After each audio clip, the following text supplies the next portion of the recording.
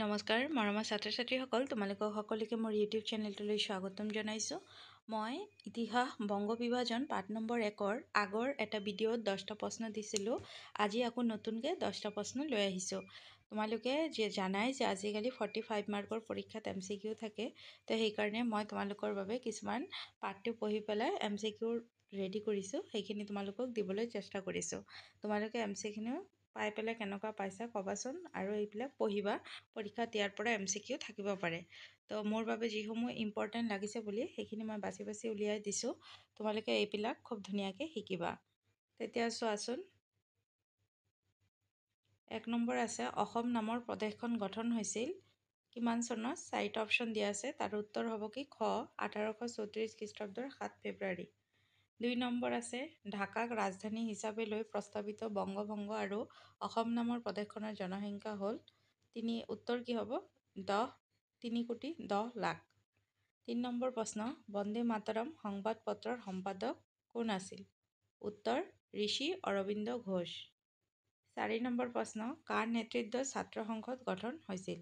উত্তৰ সুৰেন্দ্ৰনাথ বন্দ্যোপাধ্যায়। 5 নম্বৰ, স্বদেশী আন্দোলনৰ সময়ত প্ৰমথ নাথ ৰায় চৌধুৰীৰ গ্ৰন্থখন হ'ল জয় সংগীত। 6 নম্বৰ, স্বদেশ আন্দোলনক কেন্দ্ৰ কৰি ৰবীন্দ্ৰনাথ কেইটা গীত ৰচনা কৰিছিলে? এতিয়া ইয়াত এটা ৰবীন্দ্ৰনাথে হ'ব, ৰবীন্দ্ৰনাথ ঠাকুৰে কেইটা গীত ৰচনা কৰিছিলে এনেকুৱা হ'ব প্ৰশ্নটো, ঠিক আছে। স্বদেশী আন্দোলনক কেন্দ্ৰ কৰি ৰবীন্দ্ৰনাথ, মই ঠাকুৰেটো মিষ্টেক হৈ গৈছে, তোমালোকে লিখিবা ৰবীন্দ্ৰনাথ ঠাকুৰে কেইটা গীত ৰচনা কৰিছিল? অপশ্যন আছে 20, 35, 23, 28। উত্তৰ কি হ'ব? 23টা। তাৰপিছত 23টা হ'ব হা, এই 9টো নহ'ব।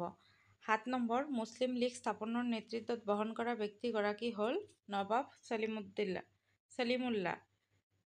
8 নম্বৰ প্ৰশ্ন, কিমান চনত বংগ বিভাজন কাৰ্যকৰী হৈছিল? 1905 চনত। 9 নম্বৰ, ক্ষুদিৰাম বসুক কিমান চনত ফাঁচি দিয়া হৈছিল? 1908 চনত। 10 নম্বৰ, ব্ৰিটিছ চৰকাৰে বংগভংগ আঁচনি কিমান চনত বাতিল কৰিছিল? 1911 চনৰ 2 ডিচেম্বৰ। ঠিক আছে ছাত্ৰ ছাত্ৰীসকল, তোমালোকে এই ভিডিঅ'টোৰ PDF-টো ডেছক্ৰিপশ্যন লিংকত পাই যাবা। তাৰ পৰা তোমালোকে PDF-টো ডাউনলোডো কৰি ল'ব পাৰিবা আৰু খুব ধুনীয়াকৈ নিজক নিজে টেষ্টটো কৰিবা। যদি ভিডিঅ'সমূহ চাই ভাল লাগে, লাইক, শ্বেয়াৰ আৰু কমেণ্ট ছেকশ্যনত জনাবা। তেতিয়াহ'লে আকৌ এইটোৰ পিছত মই এই পাঠৰে অতি সংক্ষিপ্ত ৰূপে কিছুমান কুৱেশ্যন এনচাৰ দিম।